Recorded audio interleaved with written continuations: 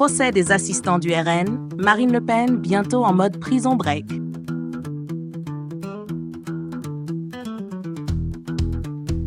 Ah, la France, ce pays où la politique ressemble de plus en plus à une saison de Plus belle la vie, mais en plus dramatique et avec moins de soleil. Aujourd'hui, c'est Marine Le Pen qui joue les stars dans notre grand feuilleton judiciaire national. On lui réclame 5 ans de prison et 5 ans d'inéligibilité pour une sombre histoire d'assistant parlementaire fictif. Bref, un scénario tellement éculé qu'il ferait bâiller un scénariste de téléfilm de Noël. Alors, qu'est-ce qu'on reproche à notre marine nationale? D'avoir confondu le Parlement européen avec une agence d'intérim?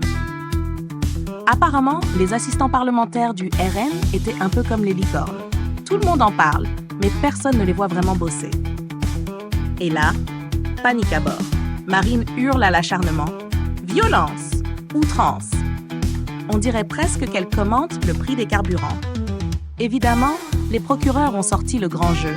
Prison, inéligibilité et une petite amende de 300 000 € pour faire bonne mesure. On sent qu'ils ont voulu marquer le coup.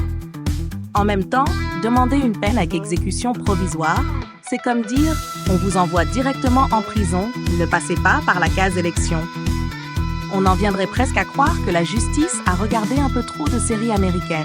Mais attention, Marine reste stoïque, assise au premier rang des prévenus. Après tout, elle a de l'entraînement, 3 présidentielles, ça forge une patience à toute épreuve. Et puis, quand on a survécu au débat de 2017, un tribunal, c'est presque une sortie scolaire. Et le RN dans tout ça, le parti, lui, joue les martyrs. On nous persécute. Ça tombe bien, la victimisation, c'est un peu leur fonds de commerce. Sauf que là, entre les factures douteuses et les assistants fantômes, même les meilleurs spin doctors auraient du mal à transformer tout ça en complot mondial. À ce rythme, ils vont bientôt accuser les Illuminati d'avoir manipulé leurs photocopieuses. Rappelons quand même qu'on parle d'un parti qui prône la rigueur et l'ordre. On aurait aimé les voir appliquer cette philosophie dans leur comptabilité. Mais visiblement, même ça, c'est trop demandé. Et puis franchement, est-ce qu'on peut leur en vouloir?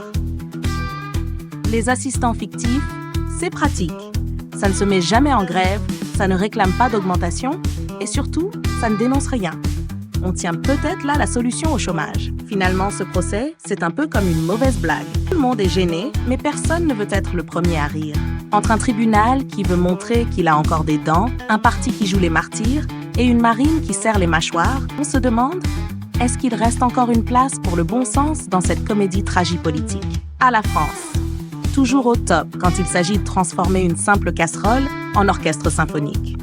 On applaudit, on rit jaune et on attend la prochaine saison.